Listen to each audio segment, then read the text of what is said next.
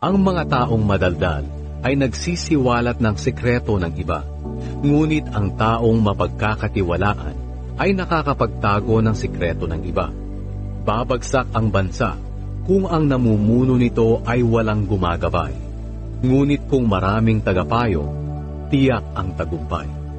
Delikado ang mangakong managot sa utang ng iba, kaya iwasan itong gawin upang hindi ka magkaproblema. Ang babaeng maganda ang ugali ay nag-aani ng karangalan, ngunit ang taong marahas ay magaling lang sa pag-angkin ng kayamanan.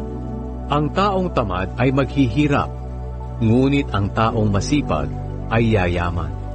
Kung mabait ka, para iyon sa iyong kabutihan, ngunit kung malupit ka, para iyon sa iyong kapahamakan.